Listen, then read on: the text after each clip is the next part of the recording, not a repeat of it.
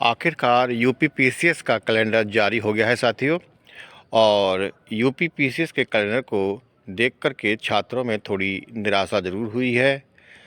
कुछ छात्रों का तो ये कहना है कि मौनी अमावस्या से पहले ही कैलेंडर ने कुछ भर्तियों पर मौन धारण कर लिया है और एलटी ग्रेड, बीओ, आरओ जैसी भर्तियां जो हैं वो संगम में डुबकी लगाने चली गई हैं। लेकिन ऐसा नहीं है साथियों, और कुछ पॉजिटिव बातें भी हैं इस कैलेंडर में और हमको हमेशा आशावादी रहना चाहिए। और जहाँ तक बात है आपकी यूपीपीसीएस प्रारंभिक परीक्षा 2024 की मुख्य परीक्षा की तिथि की, तो वो भी इन्होंने मेंशन किया हुआ है।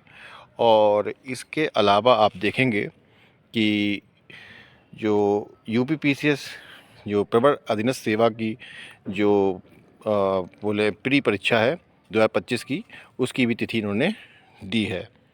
आप ये देखिए कि 29/6/2025 काफ़ी समय आपको मिल रहा है मुख्य परीक्षा की तैयारी के लिए।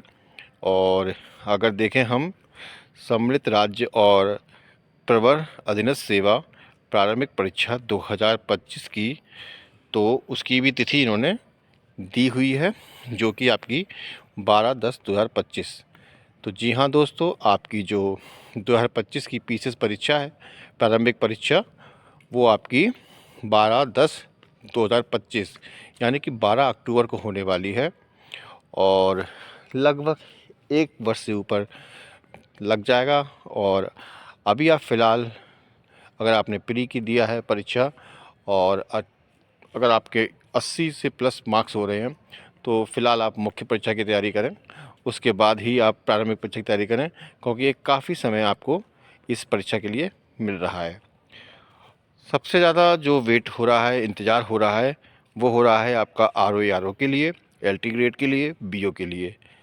तो साथियों, सबसे पहले आप इस पॉइंट को देखिएगा कि जो सहायक समीक्षा अधिकारी और समीक्षा अधिकारी और समीक्षा अधिकारी की जो परीक्षा है, उसके लिए इन्होंने ये कह दिया है कि एक समिति की रिपोर्ट जब इनको मिल जाएगी, उसके बाद ही ये आरक्षित तिथियों में ही इसको समायोजित करेंगे।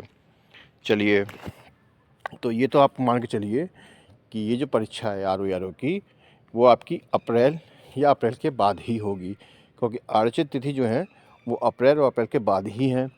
इसके अलावा आप देखिएगा कि जैसे जीआईसी की प्रवक्ता और एलटी ग्रेड की जो भर्ती है, इसके अलावा आपकी खंड शिक्षा अधिकारी की जो भर्ती है, उसके लिए इन्होंने ये कहा है कि ई अध्याचन संबंधित विभाग या शासन से प्राप्त होते ही आयोग द्वारा समयबद्ध रूप से प्रश्नगत पदों का विज्ञापन किया जाएगा और उसके बाद कोई परीक्षा होगी तो उसके लिए आरक्षित तिथियों में ही उसको समायोजित किया जाएगा। तो साथियों, थोड़ा सा लंबा समय लगेगा इसको। और आपकी जो एलटी ग्रेड और बीओ की जो परीक्षा है, वो आपकी लगभग आप मान के चलिए कि जून जुलाई या उसके बाद ही इसकी परीक्षा संभव होगी। इसके अलावा आपकी सहायक आचार्य राजकीय महाविद्यालयों के पदों पर चयन संबंधी जो परीक्षा है, उसके संबंध में इन्होंने कहा है कि विभाग या शासन से अनुमोदन प्राप्त होते ही उक्त पद का विज्ञापन समयबद्ध रूप से किया जाएगा। और इसके लिए भी यही बात कही है कि आरक्षित तिथियों में यथासंभव समायोजित किया जाएगा।